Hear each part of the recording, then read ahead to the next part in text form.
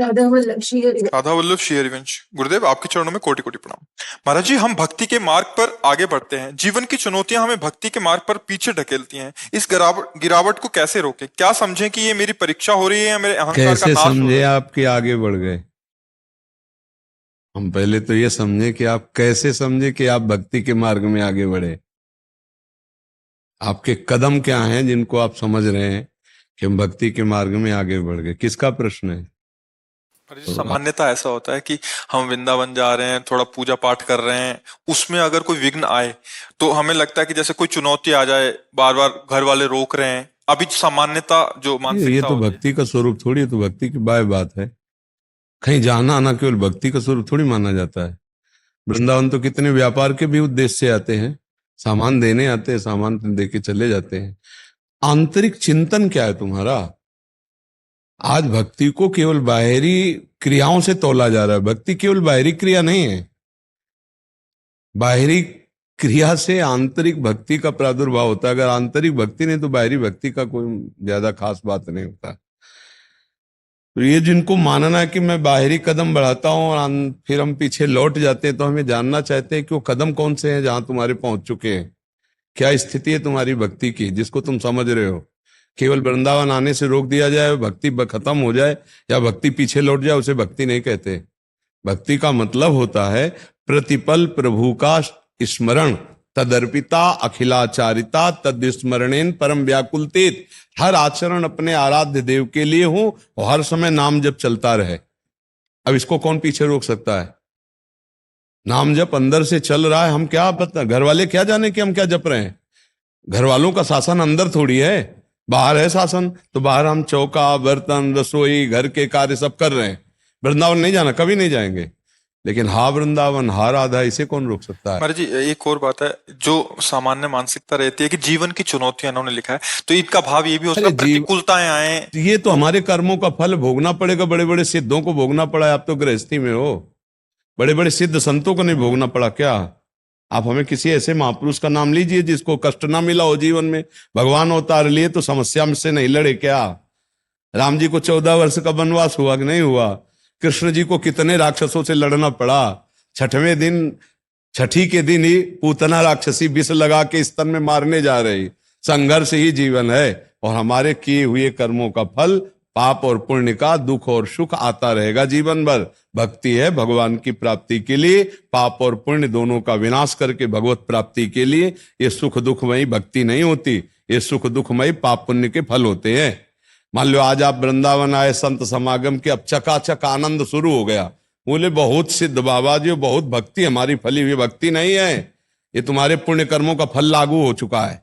बोले यार, जिस दिन से वृंदावन गए बाबा जी से मिले उस दिन से सब हानि ही होती चली जा रही। ये उसका फल नहीं है, पाप कर्म लागू हो गया है। अब अज्ञानी जीव समझता है नहीं। बड़ी कृपा का मतलब होता है आंतरिक चिंतन आपका करेक्ट, धर्म पूर्वक चलना और दुख सुख को सहकर निकल जाना, ये कृपा होता है। ये नहीं, ये कृपा नहीं होने जाओ वो सब, ये नाटकबाजी नहीं। आजकल नाटकबाजी में ही लोग ज्यादा पसंद करते हैं ये सब बातें नहीं। भक्ति की ऊंचाई है अंदर की भागवतिक वृत्ति, नाम जप करते हुए सब कुछ सहना। फिर परेशानी हमारी क्या है? फिर क्या परेशानी है? कोई परेशानी नहीं। और ऐसी चुनौतियों में फिर कैसे सुदृढ़ क्या इनकी चुनौती क्या है? कुछ नहीं है। चुनौती तो सखू भाई को बांध करके लठ से पीटा जाता था, और हा कृष्ण हा द्वारिकाधीश चरित्र सुना है कि नहीं सुना? आप चुनौती तो महापुरुषों को देखो कैसे कैसे कष्ट दिए गए, और फिर भी वो बोलते तेरा किया मीठा लागे। फिर और कौन सी चुनौती है? फिर कौन सी चुनौती है? अभी भक्ति में रंगे नहीं आए तो बात क्या है? तेरा किया मीठा लागे, हरे नाम पदार्थ नानक मांगे। कहा है स्थिति, कहा है भक्ति की? तभी तो हम पूछ रहे थे कि तुम्हारे कदम कौन सी स्थिति में पहुंचे भक्ति की। 4 बातें कड़वी हो गई या 4 लोग विरोध करने लगे तो हम समझ लिया भक्ति विपरीत हो गई।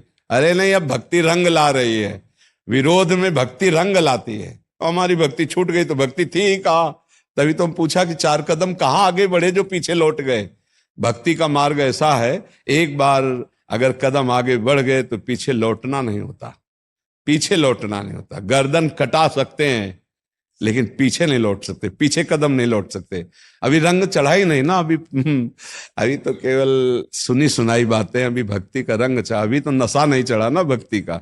भक्ति का नशा चढ़ जाए तो 22 बाजारों में मार कोड़े खाल खींच ली गई ठाकुर हरिदास जी को। हरि बोल, दूसरा शब्द नहीं निकला, तो आह नहीं निकला, हरि बोल। हाँ, कितना कष्ट दिया जा रहा है, वाहे गुरु वाहे गुरु वाहे गुरु, दूसरा शब्द नहीं बोला। देखो गुरुजनों के चरित्र पढ़ करके देखो, गुरु तेग बहादुर सिंह, गुरु अर्जुन देव सिंह, गुरु गोविंद सिंह, बड़े बड़े महापुरुषों, पुत्रों को दीवाल में चुना दिया गया और भक्ति में कोई फर्क नहीं पड़ा। और यहाँ जुकाम हो जाए तो भक्ति में फर्क पड़ जाएगा, अपने को जुकाम हो जाए तो भक्ति में, वहां पुत्रों को चुना दिया गया। ईंट पे ईंट रखते जा रहे अब, लेकिन धर्म विरुद्ध सर झुकाना बर्दाश्त नहीं किया गया। तो भक्ति का रंग भी आया कहाँ है? अभी रंग कहाँ, अभी होली नहीं हुई ना। तो भक्ति आएगी तो महाराज जी प्रतिकूलता आएगी। भक्ति आएगी तो प्रतिकूलता और अनुकूलता दोनों के सहने की सामर्थ्य आएगी। प्रतिकूलता आएगी ऐसी बात नहीं है, प्रतिकूलता और अनुकूलता दोनों को सहने की सामर्थ्य आ जाएगी। प्रतिकूलता अनुकूलता तो दिन रात की तरह आते ही रहते हैं। किसी एक का जीवन हमें बताओ जिसके जीवन में केवल अनुकूलता ही अनुकूलता रही हो, या किसी का एक का जीवन बताओ जिसके जीवन में केवल प्रतिकूलता ही प्रतिकूलता रही हो। कभी अनुकूलता, कभी प्रतिकूलता, कभी अनुकूलता, कभी प्रतिकूलता, ये चलती रहती है। बोलो आप सबका जीवन है ना ऐसा? कभी सुख, कभी दुख, कभी लाभ, कभी हानि, कभी मन के अनुकूल हो गया, कभी प्रतिकूल हो गया। उसको सहकर आगे भगवान के चरणों में चलना भक्ति कही जाती है। समझ पा रही सखी?